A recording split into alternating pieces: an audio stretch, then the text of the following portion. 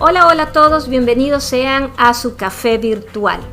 Espero que estén pasando una excelente semana y que sus proyectos se estén alineando para tener una ejecución exitosa en este 2022 que la verdad a los ojos de todo el mundo está retador, pero yo estoy segura que usted siempre puede.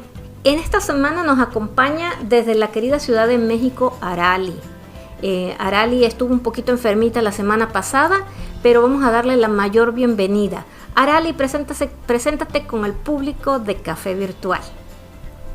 Hola, ¿qué tal? Ya quería estar con ustedes, ya los extrañaba, pero bueno, acá siempre es un placer estar con mis compañeros. Hoy aprenderemos mucho, así que esperen un poco y aprenderemos hoy muchísimo.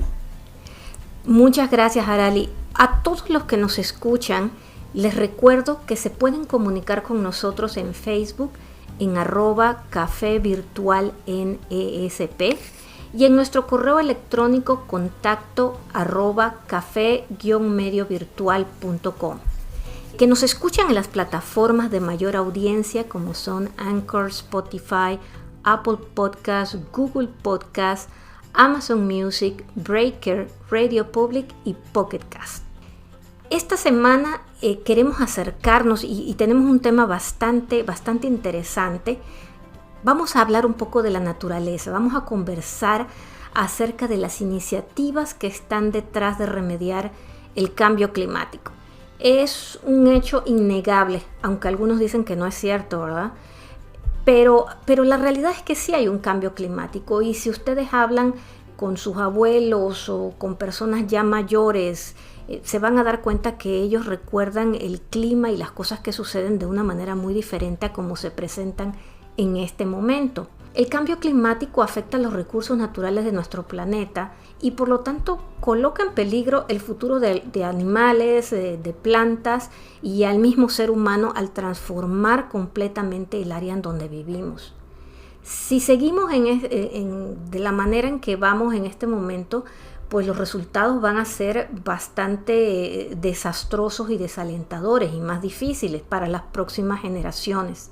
Tenemos que recordar, yo no sé si todos ustedes tuvieron ahora en diciembre de este 2021 y supieron la noticia del tornado que estuvo en el estado de Kentucky, aquí en Estados Unidos, y observaron que el desastre que ocasionó, la cantidad de kilómetros que estuvo en tierra, 266 kilómetros atravesó un tornado tierra destruyendo todo lo que se llevaba, sobre todo en una época como diciembre, en donde ya está el frío, donde ya está nevando, y la verdad es que eso no es muy propio de estas temporadas.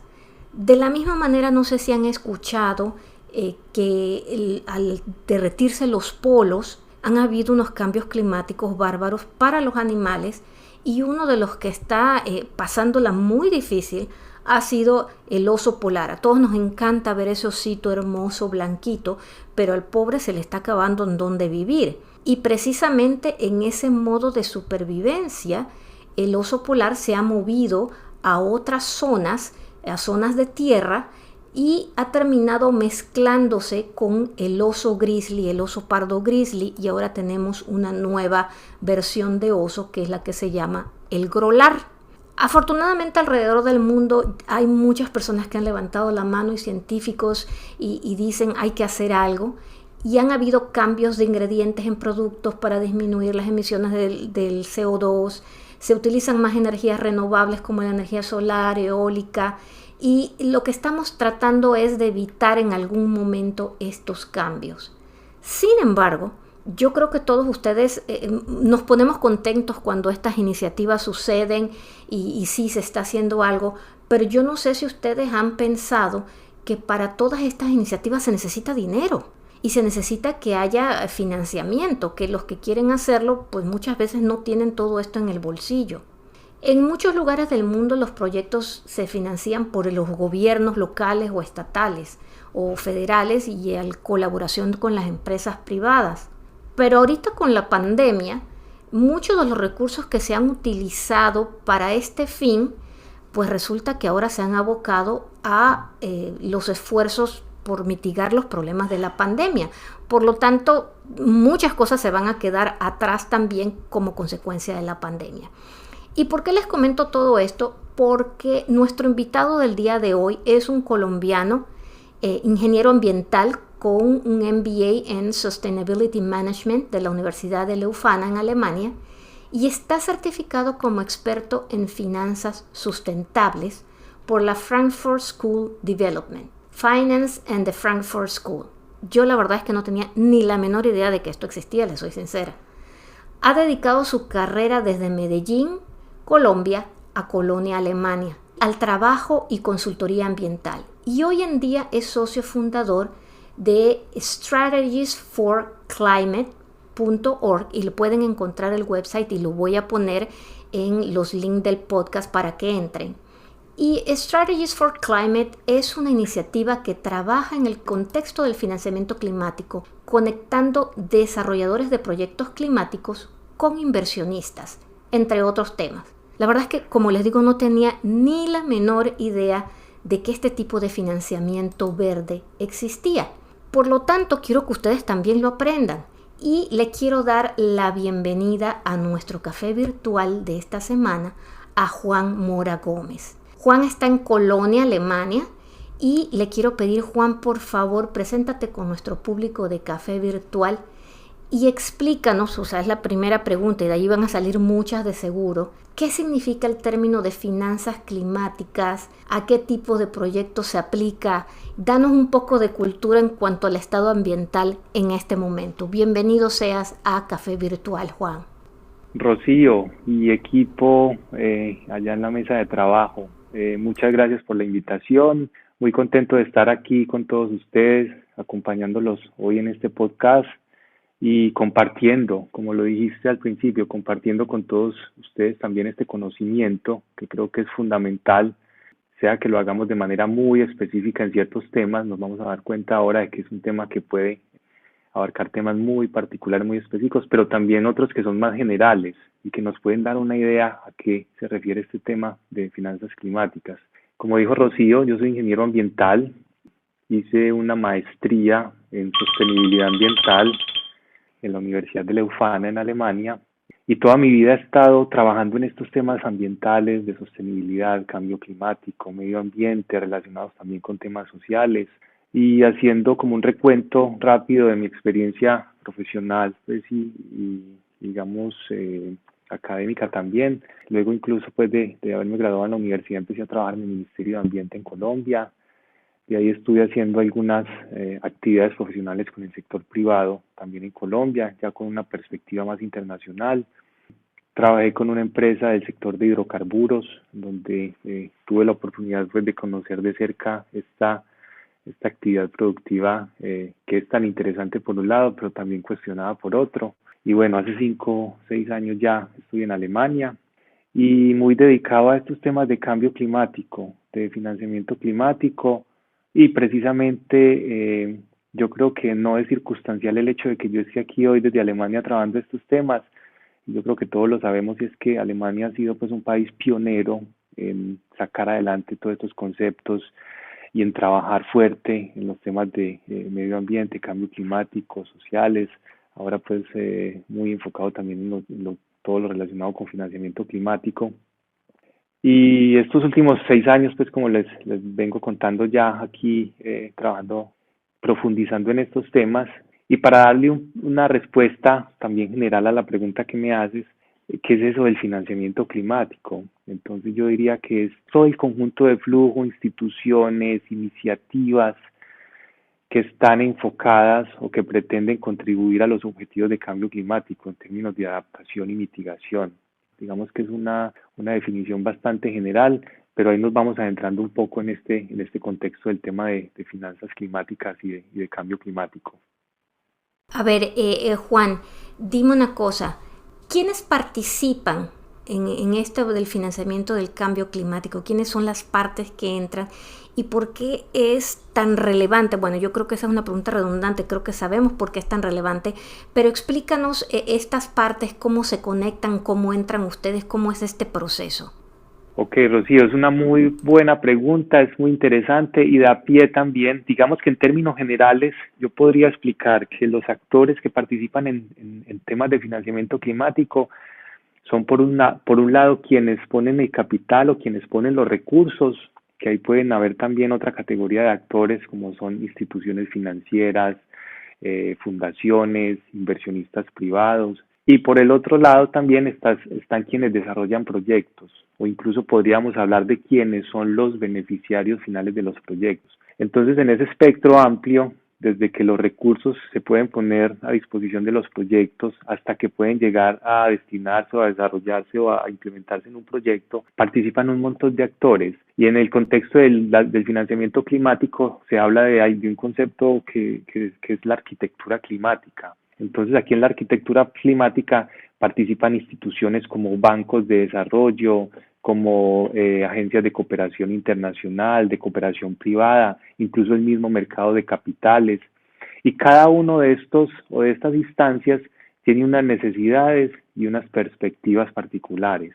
Entonces, por eso es importante o puede ser interesante también empezar a entender, o sea, dentro de ese conjunto de actores, quiénes desean qué, en qué medida, cómo lo hacen, cuáles son los objetivos, hacia quién están dirigidas sus inversiones, en términos, por ejemplo, de desarrolladores de proyectos, cuáles son las iniciativas que, por ejemplo, están siendo más desarrolladas o que tienen mayor interés en un determinado contexto, por ejemplo, en los países de América Latina, en Colombia, en Centroamérica, en fin. Entonces, volviendo otra vez como al inicio de la pregunta, en ese contexto hay diferentes actores, ¿sí? Los mencioné pues a cada uno de ellos, no todos porque sería una lista digamos bastante extensa, pero digamos que ese conjunto de actores son todos los que participan en ese flujo de recursos, de tal forma que se pueda combatir, si lo podemos llamar así, o que podamos dirigir los esfuerzos para temas relacionados con cambio climático, con adaptación y mitigación. Juan, por ejemplo, hablando de estos actores, como tú decías, nosotros yo creo que la mayor parte en el caso pues Arali, mío, el público, el común que escucha, normalmente a los actores que vemos son a las comunidades o a aquella persona que tiene un proyecto y que dice quiero hacer algo y tiene cómo exponerle. Ese es al que mayormente conocemos, ¿no?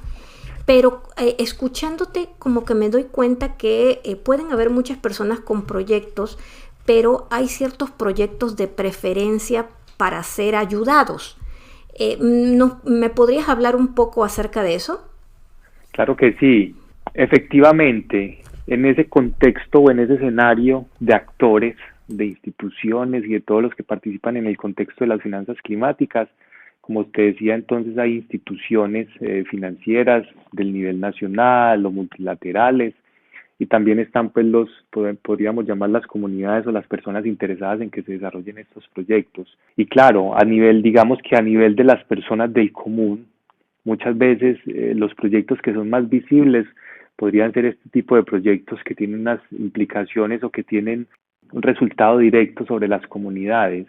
Por eso muchas veces cuando escuchamos en el día al día hablar de términos o de conceptos como reciclaje, como uso adecuado del agua, eficiencia energética, es porque nosotros día a día estamos interactuando con ese tipo de escenarios o de Sí, son como los circunstancias. más comunes, ¿no?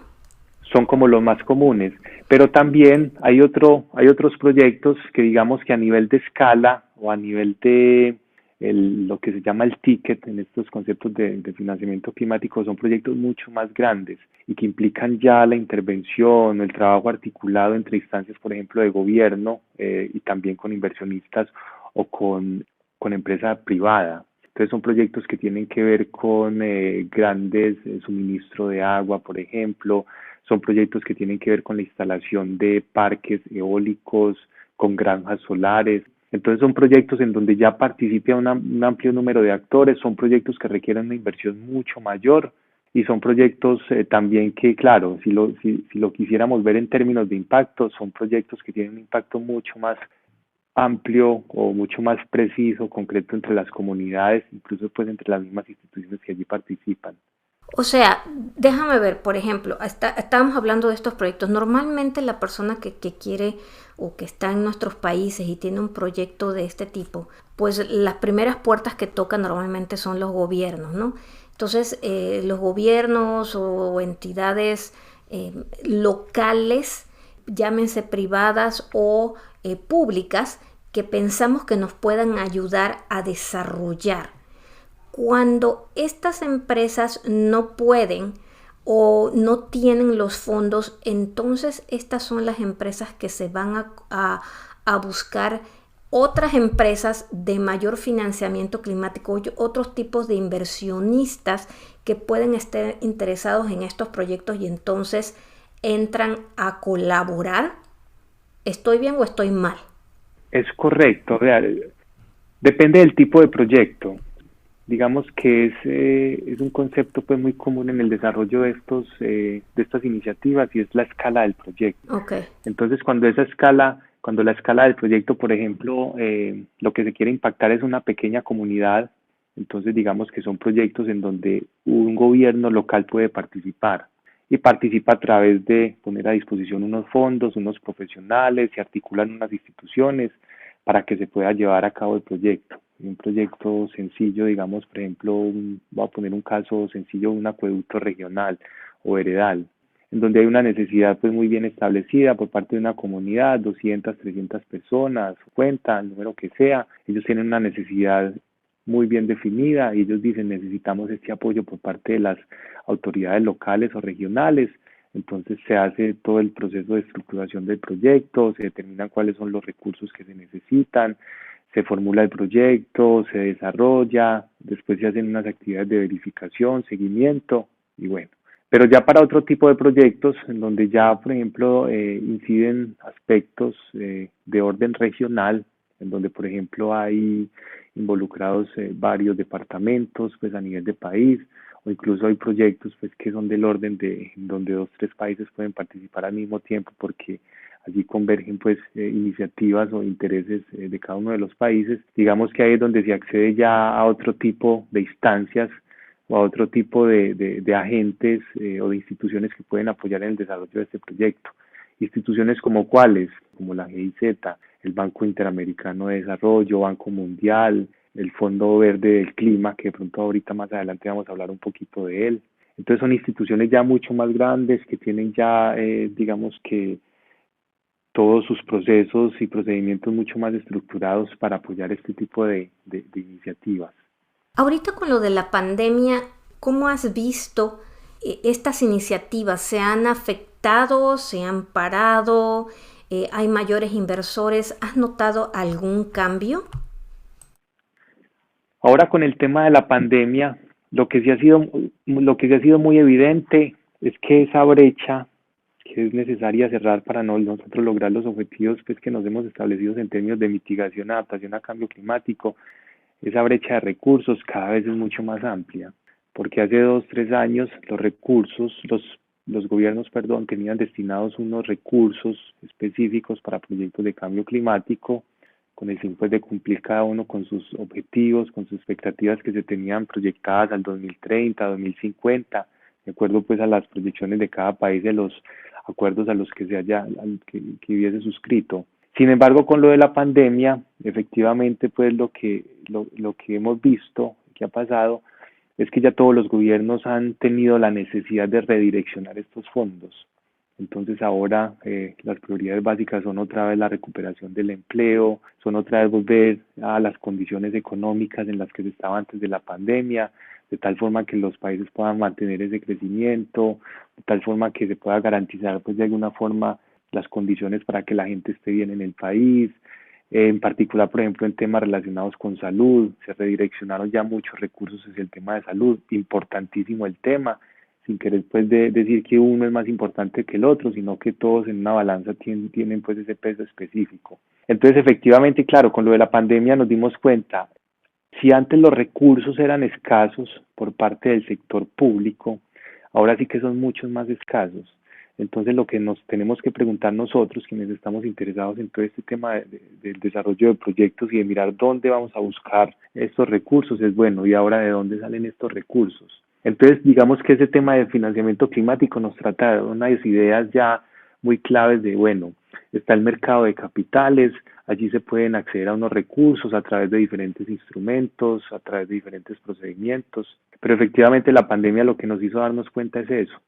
Y también obviamente está el punto y es que si bien algo hemos aprendido en estos 2 últimos años pues, de pandemia, es que hay unos aspectos que son fundamentales en cuanto, digamos, la relación en cuanto a aspectos sociales, ambientales y también relacionados pues como la gente vive en sus comunidades.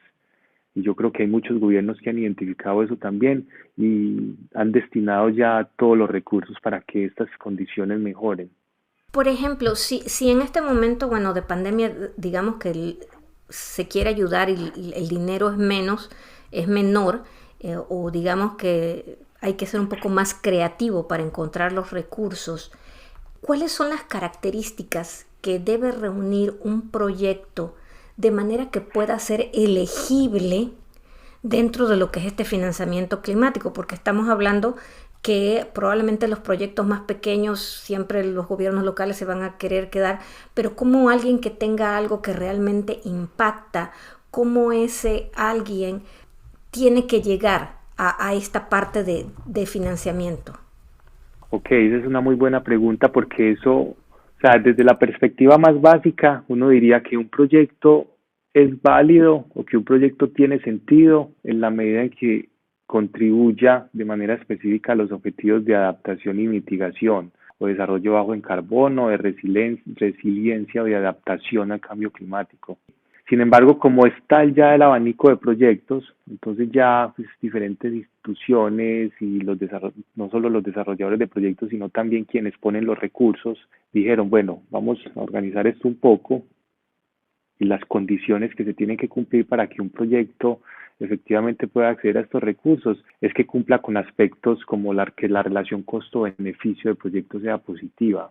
Es decir, yo cuánto dinero estoy invirtiendo en el proyecto, eso qué beneficios va a traer, no solamente en términos económicos, sino también en términos ambientales y sociales. Y para eso existen diferentes mecanismos como indicadores y como sistemas de verificación y seguimiento dentro de las mismas empresas o de los desarrolladores de proyectos para identificar o para por lo menos medir y determinar efectivamente que esos proyectos están contribuyendo a unos objetivos planteados. Otro tema, por ejemplo, que es fundamental es el tema de la apropiación e inclusión social.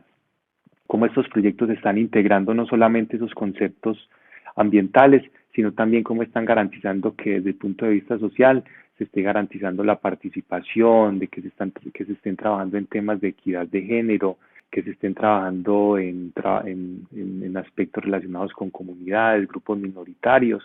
Y un tercer aspecto que también es muy importante es la sostenibilidad como tal del proyecto. Y entonces aquí es importante y es que cuando se invierte en este tipo de proyectos hay que pensar en que el proyecto sea sostenible en el tiempo. Esa palabra sostenibilidad por eso es bastante interesante. ¿Cómo garantiza que ese mismo proyecto pueda generar unos beneficios, podríamos llamarlos económicos financieros, para que pueda permanecer en el tiempo? Para que él se pague a él mismo, básicamente, ¿no? Es correcto, y que no sea dependiente de flujos externos, de recursos externos, para que el proyecto pueda permanecer.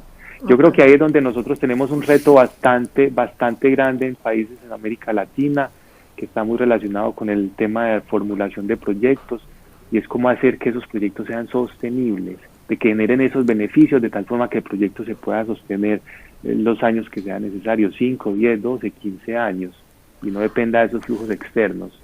Oye, Juan, tengo una Juan, dale, Arali.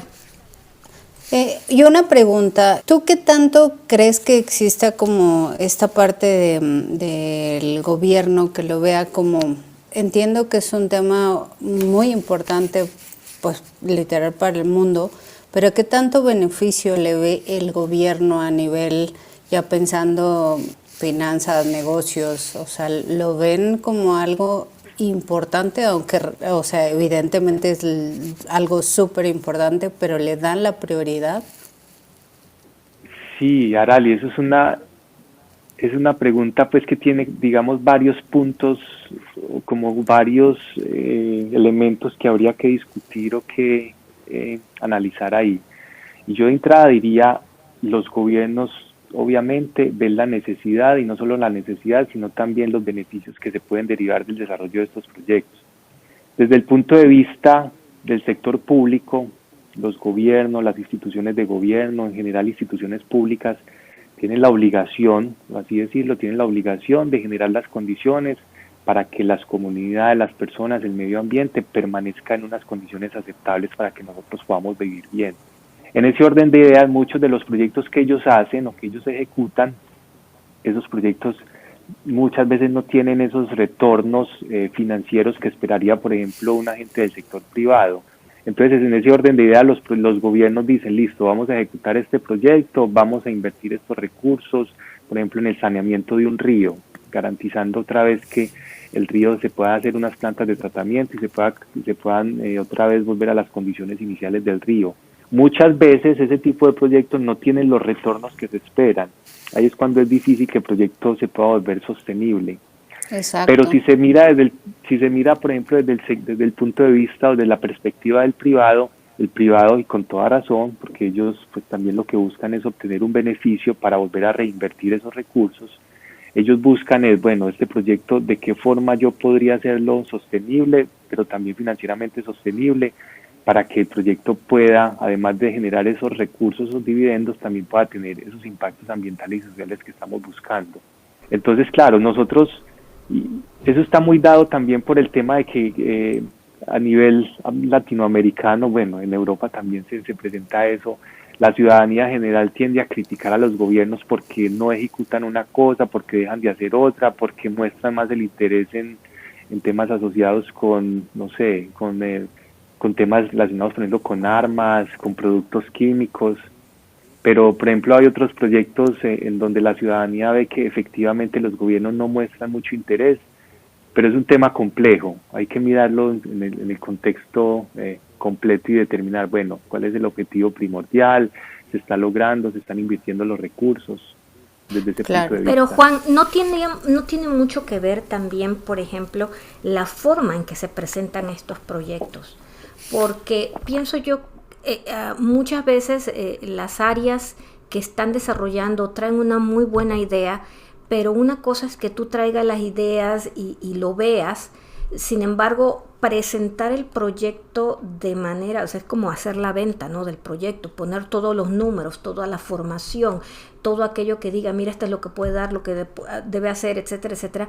Muchas veces las personas que presentan el proyecto, que tienen esa idea inicial, no saben cómo hacerlo. O sea, probablemente si tú me dijeras a mí, bueno, este es un proyecto, pues cómo voy a poner los proyectos de manera que se pueda ver claramente, incluso para los gobiernos, que a lo mejor esto que yo estoy sugiriendo no es sostenible a largo plazo y que hay que darle un poco más para que llegue a ese punto. No tiene que ver mucho con la preparación del mismo equipo que lleva ese proyecto. Es correcto, en términos de preparación, incluso eso es una de las barreras que se ha identificado más claramente cuando se hacen los estudios a nivel de la formulación y preparación de proyectos en relación con cambio climático. Y es que hay una barrera bastante grande, bastante evidente en el tema de preparación como tal de los proyectos y de las iniciativas. Y nosotros somos conscientes de que ideas muy buenas hay en todas partes, pero aterrizar esa idea para que sea un proyecto que tenga ese potencial de ejecutarse, ahí digamos que hay un camino bastante largo por recorrer. Entonces ahí, como tú dices claramente, ahí se necesita de todo este conocimiento de las personas que participan en esa preparación, conocimientos financieros, técnicos, relacionados también incluso con el trabajo con las comunidades, aspectos, bueno, ya mencioné los financieros, los técnicos, los que tienen que ver con las personas que trabajan en el proyecto. Y yo creo que ahí hay unas falencias bastante grandes, y en eso muchos de los gobiernos están trabajando en ello, y instancias a nivel internacional, por ejemplo el Fondo Verde del Clima, ha identificado que esa es una necesidad también en los gobiernos y ha destinado unos recursos para que hayan esos proyectos o esas fases de preparación, que se llaman, en términos pues ya más concretos, que es una fase de alistamiento. Entonces es enseñarle a las personas o a los funcionarios que están trabajando en estos proyectos cómo cómo hacer la estructuración, cómo identificar un buen proyecto, cómo determinar que ese proyecto tiene una incidencia positiva en las comunidades o en el medio ambiente, cómo estructurar los indicadores. Entonces, ya luego de esa fase de preparación, entonces ya viene una fase de evaluación, que también la podríamos asociar con eso, que nosotros llamamos la fase de factibilidad, en donde se determina, listo, este proyecto cuenta con estas variables, con estas características, se le va a dar el apoyo o no. Pero indiscutiblemente la preparación es fundamental y yo creo que muchos, no solamente actores o instituciones del sector público han evidenciado eso, sino también del sector privado y están trabajando en ello. Y por eso es que uno ve también ese flujo y cada vez más, yo creo que ustedes lo han percibido, cada vez más cursos de formación, ofertas académicas, diplomados, seminarios, de tal forma que la gente entienda muy bien qué puede ser un proyecto potencial de cambio climático, cómo se puede estructurar y cómo acceder a esos recursos. Mira que esto es sumamente interesante porque muchas veces nuestros gobiernos adolecen de apoyar cualquier cantidad de proyectos y muchas veces nosotros mismos decimos, bueno, pero es que aceptaron un proyecto y ahora se quedó esa represa parada y no produce nada o no da lo que debería de tener o que no han aprobado mi proyecto cuando era mejor que el otro, y es porque muchas cosas a veces en palabras suenan muy lindas, pero si bien todos queremos ayudar a la naturaleza, debe haber un financiamiento o algo que nos ayude a iniciarla, pero el proyecto realmente, para que tenga el éxito necesario, debe terminar manteniéndose solo. Y siento yo que a veces los proyectos, al no hacer ese estudio, se van con lo que suena más bonito y por ser gobierno, por apoyar con toda la intención, pero sin ir a fondo en ver si realmente se va a sostener a través del tiempo o no. Sí. Entonces, dime tú una cosa, Strategies for Climate, o el punto en donde tú participas, ¿sería este punto medio para ayudar a hacer ese análisis de proyectos y realmente ponerlos y describirlos, pasarlos de la nube, como quien dice, de la idea original, aterrizarlos, analizarlos y ponerlos en fase, como quien dice, de venta, a ver si ahora poder elegir cuáles son los que sí, y de allí ayudar a elegir a los inversionistas que puedan apadrinarlos? Es correcto, iniciativas como Strategies for Climate, y con esto pues quiero decir que no somos la única, sino que existen iniciativas parecidas y que están trabajando también en este mismo campo. Lo que se encargan es, por el lado de los desarrolladores de los proyectos, identificar esas ideas, esas iniciativas que tienen ese potencial de atacar o de tener un impacto positivo en términos de cambio climático, ya sea en aspectos relacionados con adaptación, mitigación, desarrollo bajo en carbono, con estrategias de resiliencia. Y nosotros lo que buscamos con el grupo de profesionales que tenemos es mirar en qué estado se encuentra el proyecto, qué nivel de madurez tiene, qué le hace falta, si le hacen falta aspectos relacionados con temas ambientales, con temas sociales, con temas de gobernanza corporativa, si se incluyó bien en el desarrollo financiero todos los aspectos, por ejemplo, que un inversionista puede evaluar. Y por el lado de los inversionistas también, que ese es el otro lado, digamos que ese es el otro lado de la ecuación, nosotros lo que hacemos es poner a disposición estos proyectos para que ellos identifiquen de una manera mucho más fluida, más clara, más sencilla, proyectos que se ajustan a las expectativas o a las políticas que ellos tienen de inversión. Entonces digamos que ese es un ejercicio es bastante concreto, pero también demanda muchos conocimientos, muchos esfuerzos para poder conectar unas variables con las otras. Entender muy bien del lado de los inversionistas qué expectativas tienen ellos, cuál es el nivel de riesgo que ellos están dispuestos a aceptar para el desarrollo de los proyectos. Por ejemplo, si son inversiones temáticas, entender en qué tipo de sectores están trabajando, por ejemplo, en el de energías renovables, en el de transporte eficiente o transporte sostenible, temas relacionados con economía circular también. Entonces ahí nosotros es donde queremos hacer ese vínculo, estar en la mitad y por el lado de los desarrolladores contribuir a identificar estos proyectos y a estructurarlos bien, y por el otro lado a los inversionistas como irles a tocar la puerta y decirles, vea, tenemos estos proyectos que se adaptan a sus expectativas, queremos presentárselos y quisiéramos que ustedes nos ayuden con la financiación de estos proyectos. La verdad es que es sumamente interesante porque desde el punto de vista del inversionista, ¿de dónde vienen la mayor parte de estos inversionistas? Rocío, inversionistas hay en todas partes y como les decía yo al principio, el mercado, digamos que en el mercado, y no voy a entrar pues mucho en detalle porque tampoco soy un experto financiero, sino que yo soy más bien del lado técnico y en esa pues de ese lado ha sido mi formación, pero digamos que del lado del mercado los recursos están disponibles, el mercado, las transacciones que se hacen, o sea, los recursos están. A nivel de Latinoamérica, claro, hay unas instituciones o hay unos escenarios donde podríamos decir es más claro o es más evidente la presencia de esos recursos, son los bancos, instituciones financieras, cooperativas, fundaciones también tienen recursos para ejecutar en este tipo de proyectos.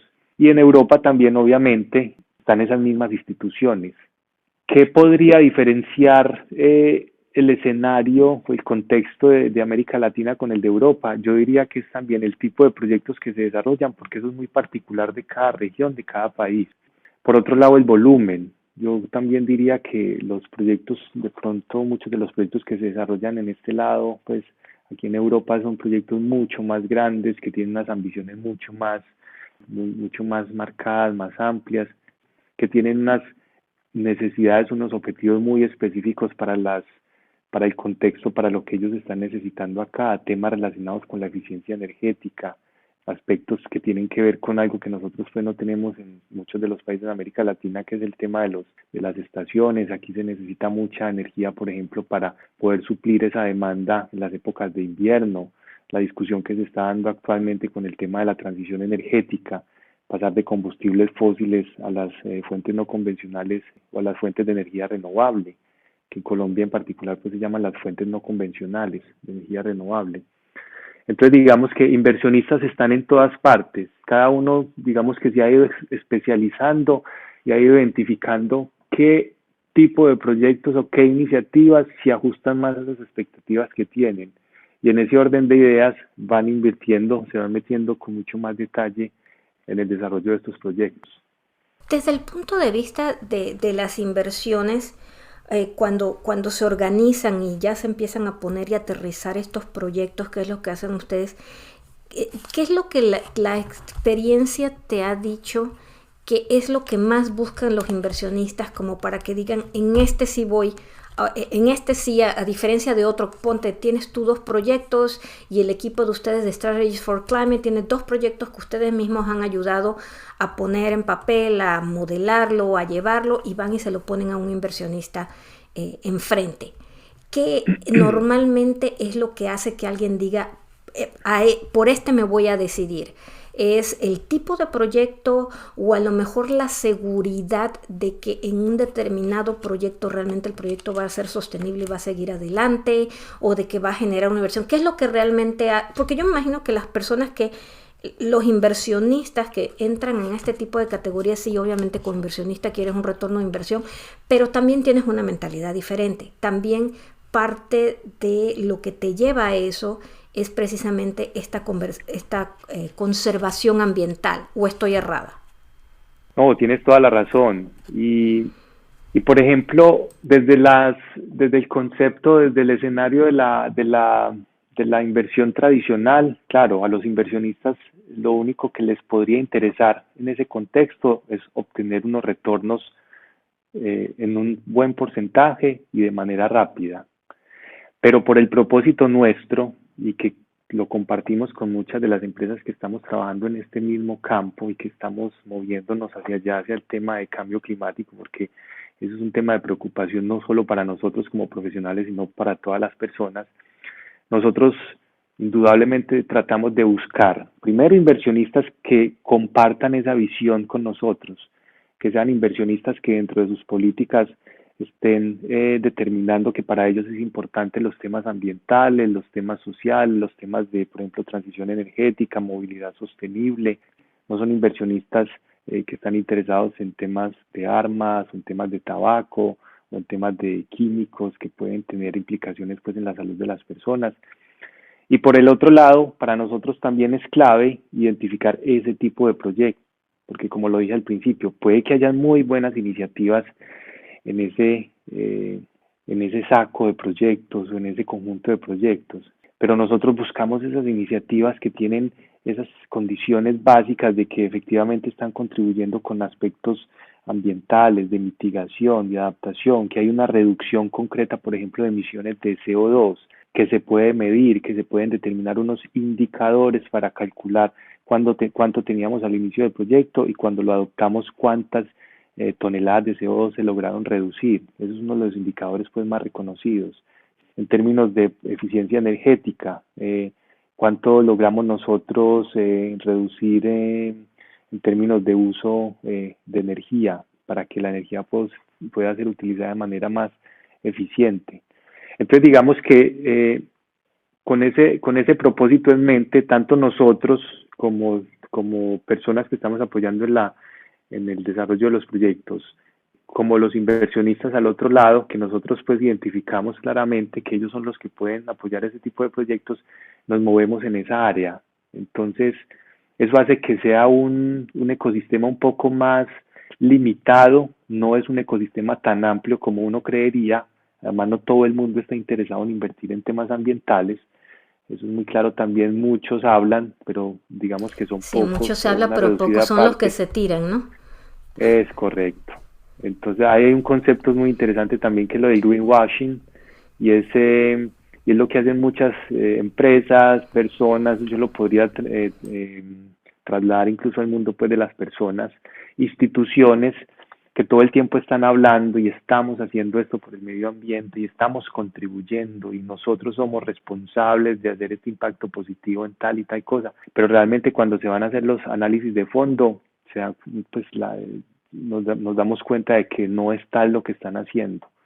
A raíz de eso, por ejemplo, te cuento algo que es pues muy nuevo aquí, que se está discutiendo aquí a nivel de la Unión Europea, que es el tema de la taxonomía, y es determinar el conjunto de proyectos que cumplen con esos criterios ambientales y sociales y que en esos términos llaman la atención de los inversionistas para que ellos puedan ahí disponer de sus recursos.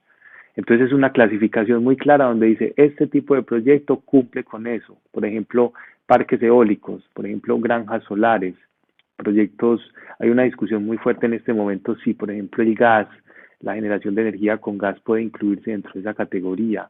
Otra discusión también es de la energía nuclear, pero sabemos también que son fuentes energéticas al final del cuento. Hay que considerarlas, pero hay que mirar de qué forma este tipo de proyectos se pueden desarrollar y cómo pueden servir, por ejemplo, para un tema de transición energética, cómo pueden resolvernos una dificultad que nosotros tenemos, que es el tema en términos energéticos de la disponibilidad, por ejemplo, de radiación solar o de viento, porque todo el tiempo no está ahí, pero cómo podemos hacer uso de esos recursos intermedios para después lograr, cuando ya haya una mayor estabilidad en el desarrollo de estos proyectos grandes, que ya no necesitemos, por ejemplo, el gas o la energía nuclear. Sí, yo creo que se habla mucho de esto y sí, pues el gas suena muy bien, pero pues también tiene sus pros y sus contras, ¿no? Y la energía nuclear pues también tiene el otro pedazo, ¿no? Entonces, claro. pero pueden ser un punto medio para llegar a el otro y de alguna manera es un punto un poco más limpio que lo que se tiene en este momento, ¿no? O sea, es un punto de ese intermedio. Dime una cosa, Juan, hay dos palabras que escucho mucho cuando la gente habla: sustentable y sostenible. Y a veces escucho que se utilizan estas dos palabras de una manera como intercambiable, pero creo que en realidad no lo son. ¿Nos podrías decir qué es algo sustentable y qué es algo sostenible? Ese concepto de sustentabilidad, y te voy a ser muy sincero, yo lo empecé a escuchar ya por allá en mis últimos semestres en la universidad, pero sin embargo, pues en su momento no, digamos que tampoco le prestamos mucha atención. Pero en particular ese concepto de sustentable está muy asociado con la capacidad de regeneración. Y si no estoy mal, fue un concepto que surgió cuando se empezaron a discutir estos temas pues, relacionados con la degradación ambiental, y ponían el ejemplo de la capacidad de que tiene un bosque de regenerarse. Es decir, si yo corto una hectárea de bosque, ¿cuánto tarda ese bosque otra vez en volver a esas condiciones en las que estaba? Y digamos que eso puede ser la sustentabilidad. Pero ya cuando hablamos ya en términos de sostenibilidad, ya es mucho más amplio. Y ya no solamente implica aspectos ambientales, sino también que tiene en cuenta factores sociales, incluso económicos. Entonces podríamos decir en términos muy sencillos que esa es como la diferencia, o por qué no las coincidencias que tienen esos dos conceptos. Pero sí coincido, y también muchas veces yo lo hago cuando se está discutiendo de estos temas, que se utilizan de manera indistinta. Pero claro, ya cuando uno va a hacer trabajos mucho más específicos, cada uno de estos términos tiene su definición particular. Ok. Arali, ¿tienes alguna pregunta extra o algo? Yo sí me gustaría comentar aquí que para mí fue muy nuevo el pensar, o sea, siempre había pensado en todos los proyectos verdes y ahorita que se va a hacer esto y lo veía más como a puntos de gobierno, pero no realmente imaginaba toda la mecánica o todo el mecanismo y el grupo de personas que está detrás de todo esto. No sé si te queda a ti alguna duda, alguna pregunta o quieres hacer algún comentario. Pues creo que es un tema de seguir aprendiendo cada día, porque es un tema que desafortunadamente muchos no conocemos, pero bueno, creo que la meta ahora es aprender cada día más, porque es un tema sumamente importante. Y bueno, pues muchísimas gracias, Juan, por estar aquí, por abrirnos este panorama y conocer cada día más. No, es con mucho gusto, me encanta tener estos espacios. Yo creo que ustedes dijeron la palabra precisa, y es construcción, que incluso yo estoy en ese proceso. Y si hay algo retador en esto del financiamiento climático, precisamente las dos palabras ya lo están denotando. Por un lado está el tema financiero, de finanzas.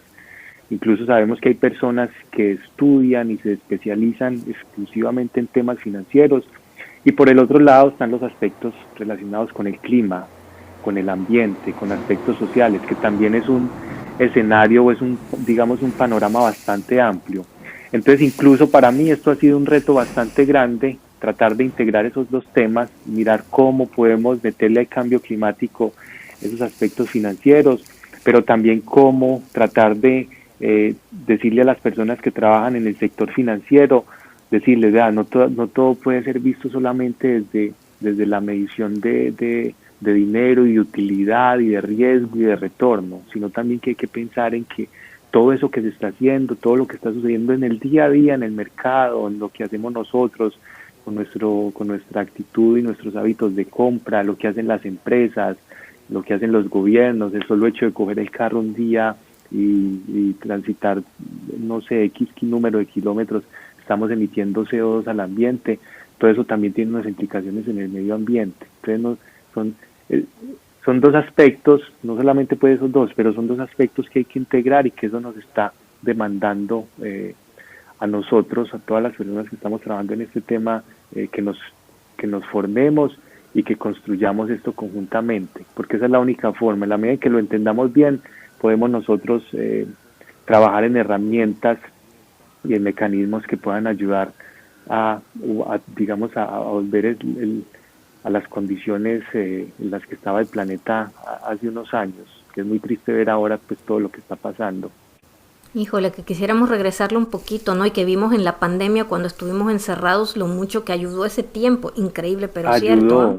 Ayudó unos meses, unas semanas, pero después nos dimos cuenta que cuando todo volvió y se reactivó, otra vez todo el mundo volvió a su mundo, Volvimos a lo volvió a sus mismo. actividades normales, incluso mucho más que antes. Hay estudios que han dicho que efectivamente los meses de la pandemia, o sea, no sirvieron de mucho, porque fue tal el afán otra vez de regresar a esa actividad y a y a ese ritmo económico que había que producir, que hay que materias primas, que necesitamos madera y combustibles fósiles, otra vez volvimos y incluso pues estamos al punto en que muchos de los estudios que se hacen a nivel internacional pues y por instituciones reconocidas dicen que los objetivos que se han trazado, que nos hemos trazado como habitantes pues de la Tierra en los convenios internacionales, no se van a cumplir ni siquiera para el 2030.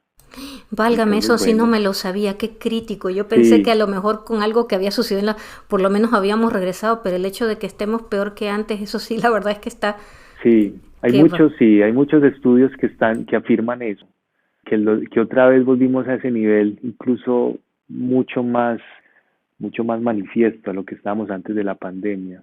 Y por lo que yo les decía al principio, porque ahora el interés de los gobiernos es, otra vez hay que recuperar el empleo, hay que generar trabajo, hay que invertir en actividades productivas. Y entonces eso cómo lo hacen, otra vez incentivan a la gente a que vuelva y salga.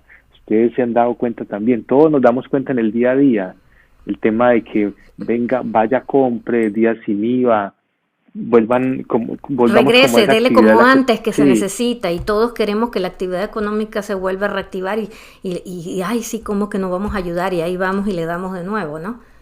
eso es. Y eso es una cadena. Si lo miras hacia atrás, si yo voy y compro un par de zapatos ahora en un almacén, claro, eso me trae a mí una satisfacción personal porque yo sé que los zapatos me los voy a poner y eso me va a traer como un beneficio a mí. Pero si lo miramos hacia atrás, esos zapatos los hicieron en China, y allá hay un montón de problemas en este momento que están siendo discutidos en relación con las condiciones de trabajo de las personas allá, pero resulta que esos zapatos también cruzaron el océano para poder llegar de un punto a otro, eso implicó unas emisiones de CO2. Resulta que esos zapatos después, antes los zapatos a nosotros nos duraban 10, 12, 15 años, ahora ya un par de tenis dura un año, porque ya se ven feitos, entonces se botan, entonces es un residuo más que se suma a los rellenos sanitarios. Entonces, lo que quiero aquí denotar es con un acto tan simple como el de ir y comprar algo, y yo tampoco quiero llegar al extremo pues de que no podemos salir a comprar Me nada. vas a mandar a andar descalza ahora. Sí, no quiero llegar a ese punto, pero sí pueden haber, entonces también hay otro reto interesante y es, bueno, a ver nosotros cómo miramos qué tipo de comportamientos pueden ser un poco más sostenibles, ¿sí? ¿Qué tipo de compras o decisiones que yo tome en el día a día pueden ser un poquito más sostenibles? ¿Realmente yo sí necesito comprar esos zapatos? ¿O es mejor de pronto, no sé, arreglar los que tengo ya feitos? O la próxima vez que haga una compra consciente, mirar que sean unos zapatos que me puedan durar un poco más y que no sean simplemente por la moda o porque de los próximos 2 años ya después no los voy a tener. Cosas como esas. O favorecer proveedores que utilizan y están reciclando los zapatos usados, feitos y tirados y los están utilizando nuevamente para hacer otros zapatos. O sea, que sé que por lo menos como que se está reciclando el material. Es correcto. Bueno, Juan, creo Es que voy a tener correcto. que interrumpirlo porque se nos va el tiempo y sé que podríamos seguir hablando y a lo mejor tengo otras preguntas aquí, pero creo que algo que me queda muy claro es que si bien todos tenemos proyectos o cuestiones que vemos y diríamos sería una acción maravillosa poder hacerlo y que esto debe ser fabuloso porque ayuda al clima, la realidad es que las ideas para que se hagan bien y puedan perdurar a través de los tiempos deben de pasar más allá de esas ideas de cada pueblo, deben aterrizarse y presentarse de manera que en realidad sí vaya a ser un beneficio y que ya sea que los gobiernos o el dinero vaya a ser un empuje y no que haya que estar el resto de la vida. Esos son los proyectos que realmente nos ayudarían a continuar o a hacer proyectos, llegar a obtener una inversión.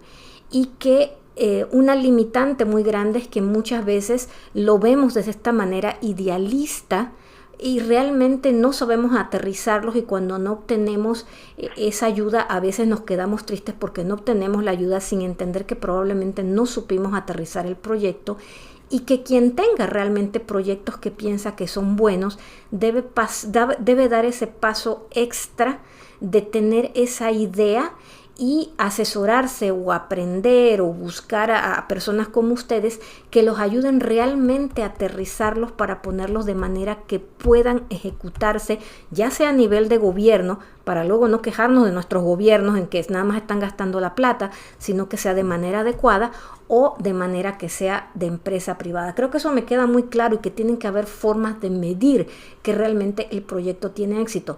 La medición probablemente no va a ser siempre un número, pero el beneficio también se debe tomar en cuenta, la parte tangible y la parte intangible, pero tiene que haber forma de poder medirla de alguna manera. Es correcto. Correcto, y me alegra que todo este conocimiento, todas estas ideas que compartimos hoy sirvan para que las personas que escuchen el podcast y con aquellas que podamos interactuar de ahora en adelante puedan tener esos conceptos, conocimientos y los puedan aplicar, digamos que también en su vida diaria. Claro que sí, Juan. Muchísimas gracias por tu tiempo el día de hoy, por ayudarnos a entender un poco esta parte en el medio de toda la parte ambiental, de las finanzas ambientales, las finanzas climáticas, entender que allí está. Por favor, danos información, danos si tienes tus redes sociales, el website de Strategies for Climate, danos tu información para que la gente que tenga dudas se pueda comunicar contigo y despídete de nuestro público. Claro que sí, nos pueden encontrar en www.strategiesforclimate.org. Ese for en la mitad es un 4 realmente, strategies4climate.org, y también en LinkedIn. Si le dan en la barra de búsqueda Strategies for Climate, ahí van a aparecer. Tratamos de ser muy activos en el LinkedIn, también compartiendo experiencias, información, textos, informes de otras instituciones, tratando pues de que esto sea también información pública. Y bueno, y con todo el gusto, también dispuestos nosotros a apoyar a las personas que quieran y que necesiten trabajar en estos temas de financiamiento climático. Ahí estamos. Muchas gracias, Juan, por tu tiempo. Arali, ¿te despides de nuestro público? Muchas gracias por estar el día de hoy con nosotros y de aprender juntos. Un placer, nos vemos la próxima semana. Les recuerdo a todos los que nos escuchan que se pueden comunicar con nosotros en el Facebook en @cafevirtual en ESP, y que nuestro correo electrónico es contacto@café-mediovirtual.com.